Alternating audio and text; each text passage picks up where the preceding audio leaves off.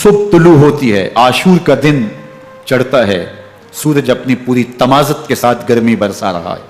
آج خاندان نبوت کا امتحان زمانے نے دیکھنا ہے۔ رسول اللہ کا لعاب چوسنے والا اس کے صبر کا آج امتحان ہے۔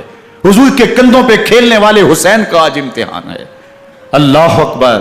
حسین ابن علی تمام حجت کرتے ہیں، میں نے تمہارا کچھ نہیں بگاڑا، میں نے کسی کا خون نہیں کیا، میں نے کوئی زیادتی نہیں کی، تم کیوں میرے قتل کے در پہ ہو؟ تم جانتے نہیں میں کون ہوں؟ میں تمہارے نبی کا نواسا ہوں، رسول اللہ صلی اللہ علیہ وآلہ وسلم کے کندھوں پہ کھیلتا رہا ہوں، حضور کا لعاب چوستا رہا ہوں، اور میں بوسہ گاہ رسول صلی اللہ علیہ وآلہ وسلم ہوں۔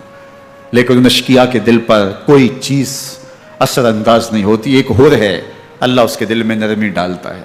پہلے تو امام حسین کو گھیر کے لے کر کے آتا ہے، لیکن بعد میں وہ قافلہ یزید سے قافلہ حسین کی طرف آ جاتا ہے۔ امام حسین فرماتے تو دنیا میں بھی ہو رہے، آخرت میں بھی ہو رہے، آزادی مل جاتی ہے۔ باقی 22,000 کا لشکر جرار امام حسین کے قتل کے در پہ ہے۔ پھر تاریخ نے خاندان نبوت کا وہ انوکھا امتحان دیکھا۔ حضرت امام حسین کے بچے بالخصوص خواتین پیاس کی شدت میں حلق خشک ہے۔ حضرت سکینہ تڑپ کے اپنے باپ سے کہتی ہیں کہ مجھے 6 ماہ کے لیے اصغر کی پیاس نہیں دیکھی جا رہی۔ بچے کو ہاتھوں پہ اٹھاتے ہیں اور نہر فرات کے کنارے پہنچ کے فرماتے ہیں اشقیاء سے مخاطب ہو کے، تمہارا معاملہ میرے ساتھ ہے، اس 6 ماہ کے بچے نے تمہارا کچھ نہیں بگاڑا، اور چلو بھر کے اس کا حلق سیراب کرنا چاہتے ہیں۔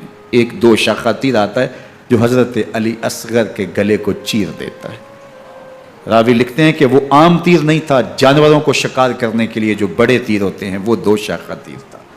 وہ گردن کو کاٹ دیتا ہے، خون بہنے لگتا ہے، گردن لٹک جاتی ہے۔ حضرت امام حسین وہ بہتا ہوا خون اپنے چلو میں لیتے ہیں اور آسمان کی طرف اچھال کے کہتے ہیں مالک حسین کی یہ قربانی بھی قبول فرما۔ یہ تماشا لبے بام نہیں ہے۔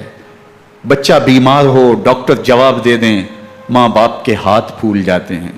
زندگی کی سانسیں ابھی چل رہی ہوتی ہیں، لیکن ڈاکٹر کہے کہ یہ میرے بس کا روگ نہیں ہے، کہیں اور لے جاؤ، تو زندگی کا لف و نشر غیر مرتب ہو جاتا ہے۔ میں سلام پیش نہ کروں حسین ابن علی کو، 6 ماہ کا علی اصغر ہاتھوں میں دم توڑتا ہے، گردن لٹک جاتی ہے، خون بہ رہا ہے۔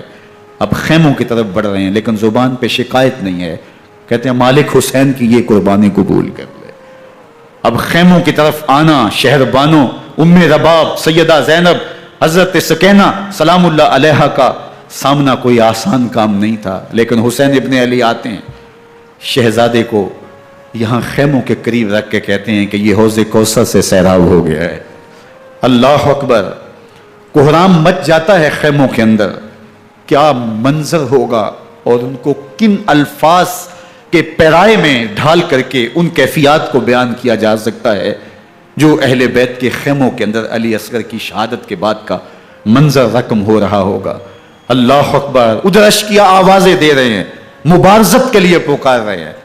زمانے نے پھر وہ منظر بھی دیکھا کہ جوان بیٹے کو 18 سال کی کمائی حضرت امام حسین میدان عمل میں بھیج رہے ہیں۔ وہ علی اکبر جو حسین کا نور نظر ہے، آنکھوں کا قرار ہے، دل کی تسکین ہے۔ اور پھر حضرت علی اکبر جب گھوڑے کی زین سے فرش زمین پہ گرتے ہیں تو باپ کو آواز دیتے ہیں، اور حضرت امام حسین جو ہے وہ آگے جا کے بیٹے کی لاش اٹھاتے ہیں۔ اللہ اکبر۔ 18 سال کے بیٹے کی لاش کو کندھوں پہ اٹھا کے خیموں تک لاتے ہیں اور ہاتھ پھیلا کے کہتے ہیں مالک حسین کی یہ قربانی بھی قبول فرما۔ کبھی قاسم بن حسن کی لاش اٹھا کے لاتے ہیں، کبھی اون و محمد کی لاشیں اٹھا کے لاتے ہیں، بھتیجوں کی، بھانجوں کی، بھائی عباس کے کٹے ہوئے بازو اور زخموں سے چھدا ہوا لاشا۔ کیا کیا قیامتیں تھیں جو اس کربلا کے ایک میدان کے اندر نہیں توڑی گئیں۔ حضرت امام حسین پر دکھ پہ دکھ، تکلیفوں پہ تکلیفیں۔ اب 71 لاشیں اٹھا کے خیموں تک پہنچا چکے، اور ادھر مبارزت کی دعوت دی جا رہی، آؤ میدان عمل میں آؤ، اب دیر کیوں کر رہے ہو؟ رسول اللہ کا حرم، رسول اللہ کی شہزادیاں جو نازوں میں پلی تھی، وہ کلیاں جو شبنم کا بوجھ بھی گوارا نہیں کر سکتی تھی، آج مصیبتوں کے پہاڑ ٹوٹ گئے۔ حضرت امام حسین کبھی شہربانوں کو، کبھی ام رباب کو دلاسا دیتے ہیں، کبھی حضرت زینب کو کہتے ہیں۔ حضرت زینب کربلا کے اس میدان کے اندر بڑے حوصلے کے ساتھ اپنے بھائی کے ساتھ کھڑی رہی، اپنے 2 بیٹے راہ خدا میں پیش کیے، ان کی لاشیں وصول کی، لیکن زینب جس جرأت کے ساتھ، جس پامردی کے ساتھ اس سارے منظر کو حوصلے کے ساتھ سہتی رہی، وہ یقیناً حوصلہ سیدہ زینب سلام اللہ علیہا کا ہی ہے۔ لیکن یہ وہ منظر تھا کہ زینب کا دل بھی ڈول گیا جب حسین ابن علی گھوڑے پہ بیٹھنے لگے، اور ان کو گھوڑے میں بٹھانے والا کوئی نہیں تھا، اور جو بھی سوار جاتا پھر واپس اس کی لاش ہی آتی اور حسین ابن علی لے کے آتے۔ آج حسین ابن علی جا رہے ہیں، زندگی کا سارا سرمایہ لٹ رہا ہے، حضرت زینب سلام اللہ علیہا سنبھل نہیں رہی۔ حضرت امام رضی اللہ تعالیٰ عنہ اٹھے اور آپ نے حضرت زینب کو صبر کی تلقین کی اور کہا کہ صبر ہی بہترین ذریعہ ہے اور اللہ کی قربت کا ایک بہترین سبب ہے، اور ان کو صبر کی تلقین کرتے ہوئے فرمایا کہ میرے بعد تم نے اس ذمہ داری کو سنبھالنا ہے، اور ان مخدرات اسلام کی، ان شہزادیوں کے پردے کی تم نے حفاظت کرنی ہے۔ اور پھر گھوڑے کی زین کس کے امام حسین لشکر اشقیاء کی طرف بڑھتے ہیں۔ اب خیموں سے سسکیوں کی آواز آ رہی ہے، ان کا سردار، ان کا تاجدار آج سب کو چھوڑ کے کربلا کے میدان کی طرف بڑھ رہا ہے۔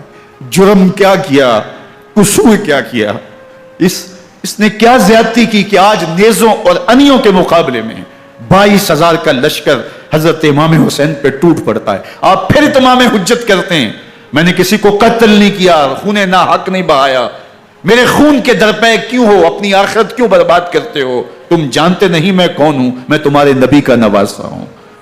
لیکن ابن زیاد کہتا ہے مقابلے میں آؤ۔